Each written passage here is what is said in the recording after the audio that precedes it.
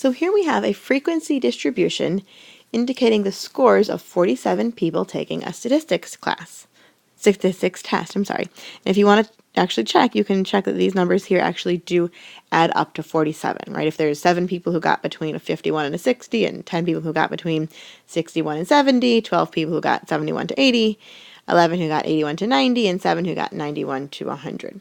Okay, so if that's the case, then how many people are there total? Well, you'd add them up, and you should get 47. Okay, so construct a histogram of the frequency distribution. So if you recall a histogram, on our bottom axis, we're going to kind of put a number line, okay? And we're going to put a tick kind of at the beginning of each class. So this one starts at 51, so I'm going to put a tick at 51. This one starts at 61. I put a tick at 61. The next one starts at 71. The next one starts at 81.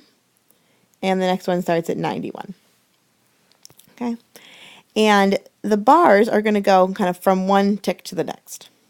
And so these are kind of where, give you your bars. And these give you your heights. Okay? I don't know if I gave myself quite enough room to make this histogram, but we'll make it a squished histogram.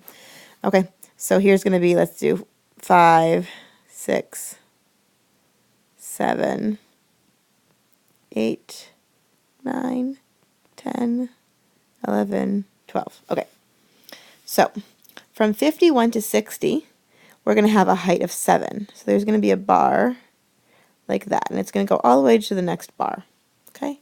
And don't worry too much about the fact that it goes to 61 instead of going to 60. You want to make sure that the bars touch, right?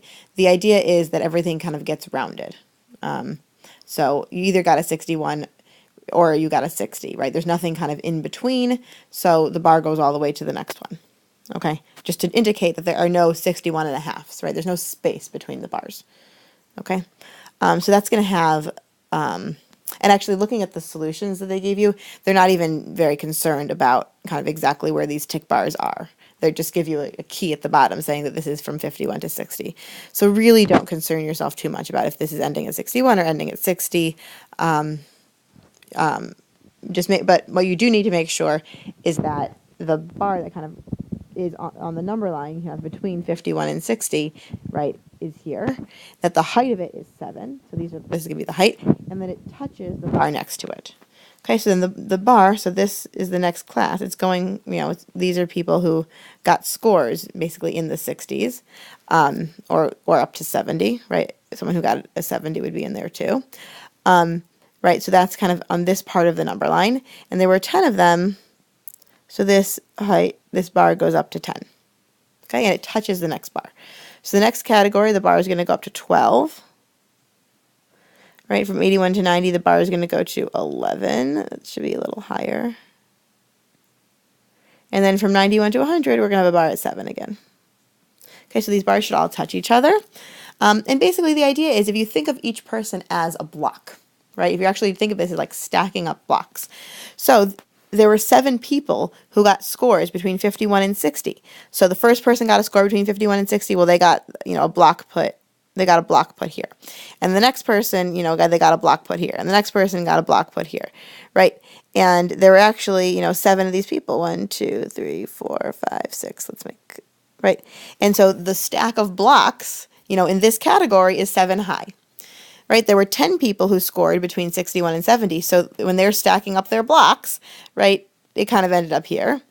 I didn't count to 10, but this stack ended up 10 high, right? So it's kind of like one block for each person in that category, right? So a person who got, between a 91 and 100 got to put their block in this stack. Okay, and then you just kind of look at the heights of all of the blocks, and that makes your histogram. And just make sure that your bars all touch each other, again, to indicate that there's no space between the stacks, that there's nobody who got kind of in between this category and that one. Everybody either got in, one of these categories, nothing in between.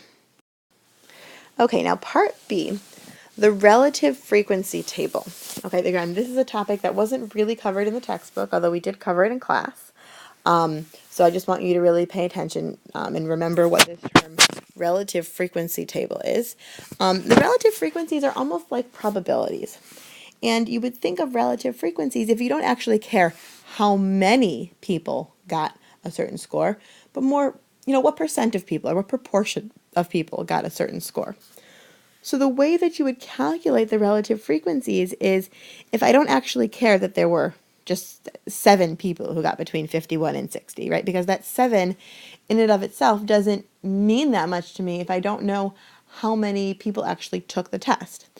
So the relative frequencies, instead of thinking of this as 7, what we're going to do is we're going to write this as, let me actually make it bigger just so, 7, 10, 12, 11, 7. So these are our frequencies.